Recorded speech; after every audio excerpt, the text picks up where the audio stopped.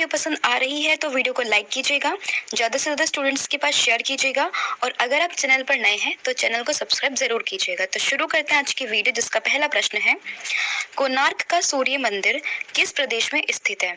तो पूछा है आपसे कि कोणार्क का जो सूर्य मंदिर है, जो कोणार्क सन टेम्पल है, वो कहाँ पर स्थित है? तो इसका राइट आंसर हो जाएगा उड़ीसा। कोणार्क सूर्य मंदिर ये स्थित है उड़ीसा में। अब बात आई है उड़ीसा की, तो हम डिस्कस कर लेते हैं इसकी कैपिटल। तो उड़ीसा की कैपिटल क्या है? ये है भुवनेश्वर। यहाँ के जो गवर्नर हैं वो कौन है? गणेशी लाल। और जो यहाँ के चीफ मिनिस्टर हैं वो कौन है? वो है नवीन पटनायक। ठीक है, तो यहाँ के सीएम है नवीन पटनायक, गवर्नर है गणेशी लाल, कैपिटल है भुवनेश्वर और सूर्य मंदिर कहाँ स्थित है? उड़ीसा में। नेक्स्ट है, किस देश से अलग होकर वर्ष 1971 में बांग्लादेश का निर्माण हुआ था?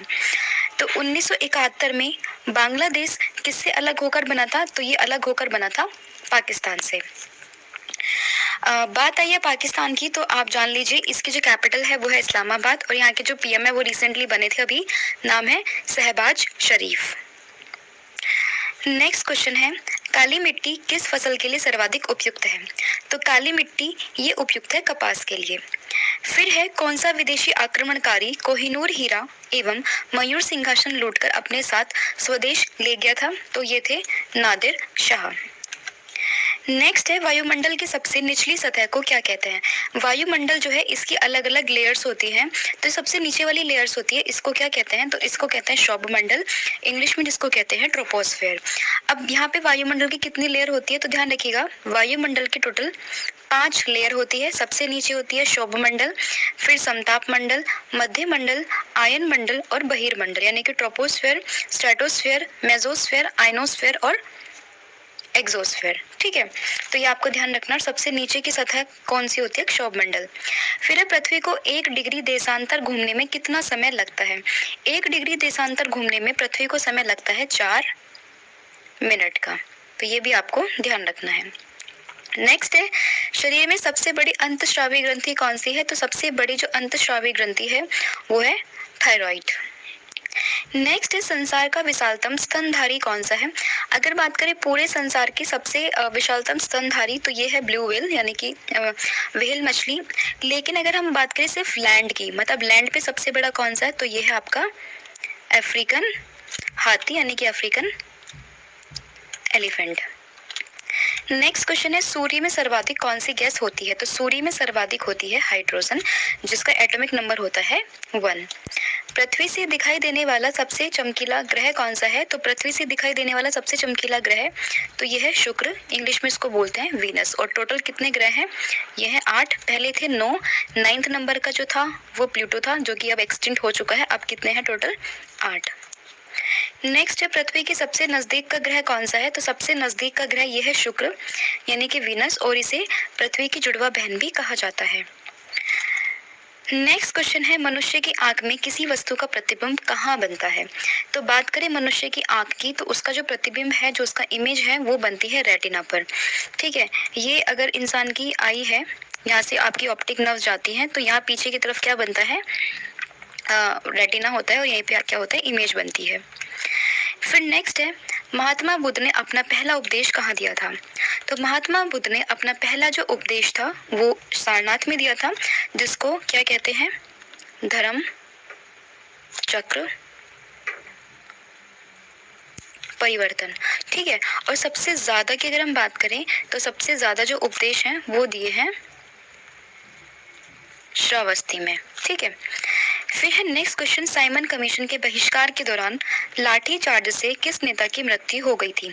तो साइमन कमीशन का जब बहिष्कार कर रहे थे, 1928 में कमीशन भारत आया था, तो उस दौरान लाला लाजपत राय की मृत्यु हो गई थी। लाठी चार्ज के दौरान इनकी डेथ हो गई थी। तो ये भी आपको ध्यान रखना है, कब आया था? 1928। और इस दौरान एक स्लोगन दिया गया था, उस स्लोगन का नाम था Simon go back. Next question है, भारत में भाषा के आधार पर बनने वाला पहला राज्य? तो भाषा के आधार पर बनने वाला पहला राज्य ये था आंध्र प्रदेश, और कब बना था? 1953 में। फिर है, भारत पर हमला करने वाला प्रथम मुस्लिम आक्रमणकारी कौन था? तो पहला मुस्लिम आक्रमणकारी ये था मोहम्मद बिन कासिम, और कब किया था? 712 ईस्वी में। फिर है लाल रक्त कणिकाएं, जिनको इंग्लिश में रेड ब्लड सेल आरबीसी कहते हैं, उनका जीवन काल कितना होता है? तो ये होता है 120 दिन। और ये बनती कहाँ है? तो ये बनती है बोन मैरो में, यानी कि अस्थि मज्जा में। और इनकी जो डेथ है वो होती है कहाँ पर? स्प्लीन यानी कि प्लीहा में। फिर है जंग लगने से बचाने के लिए लोहे पर जस्ते की परत चढ़ाने की क्रिया को क्या कहते हैं? तो अगर किसी भी लोहे की चीज पे जंग लग जाता है, जिसको इंग्लिश में कहते हैं रस्टिंग ऑफ आयरन, तो उस चीज से बचाने के लिए एक प्रोसेस करते हैं जिसपे हम जिंक की परत को लोहे के ऊपर चढ़ा देते हैं। तो उस प्रोसेस को हम कहते हैं जस्तीकरण या फिर गैल्वेनाइजेशन। नेक्स्ट है वर्ष 2011 में नवनिर्मित राष्ट्र दक्षिणी सूडान, जिसको साउथ सूडान भी कहते हैं, उसकी राजधानी क्या थी? तो ध्यान रखना, उसकी राजधानी है जूबा। नेक्स्ट है योजना आयोग का अध्यक्ष कौन होता है? योजना आयोग, इसके अध्यक्ष होते हैं प्रधानमंत्री, लेकिन ये योजना आयोग पहले हुआ करता था, अब इसकी जगह क्या आ गया है? नीति आयोग। ठीक है। और नीति की फुल फॉर्म होती है national institution for transforming India. और ये कब बना था ये आपको कमेंट सेक्शन में बताना है। ठीक है। तो इसके जो अध्यक्ष होते हैं ये कौन होते हैं? प्रधानमंत्री होते हैं। नेक्स्ट है विश्व का सबसे बड़ा महाद्वीप कौन सा है? तो विश्व का सबसे बड़ा महाद्वीप ये है एशिया। और टोटल कितने महाद्वीप, कितने कॉन्टिनेंट है? तो ये है 7। नेक्स्ट है हैदराबाद किस नदी पर बसा है? तो हैदराबाद ये बसा है मूसी नदी के किनारे। तंजौर का जो बृहदेश्वर मंदिर है वो किसने बनवाया था? तो तंजौर का जो ये मंदिर है ये बनवाया था राजा प्रथम चोल ने। फिर है मुगल सम्राट अकबर का जन्म कहाँ पर हुआ था? तो मुगल सम्राट जो अकबर है इनका जन्म हुआ था अमरकोट के दुर्ग में। ठीक है। और ये किसके बेटे थे? तो ध्यान रखना, ये हुमायूं के बेटे थे। तो कहाँ पर इनका जन्म हुआ था? अमरकोट में। फिर है पीतल किन 2 धातुओं का मिश्रण है? तो जो पीतल है वो 2 धातुओं से मिलकर बना है, जो कि है तांबा और जस्ता। नेक्स्ट है कैल्सीफेरोल किस विटामिन का रासायनिक नाम है? तो बात करें कैल्सीफेरोल की तो यह है विटामिन डी का। ठीक है।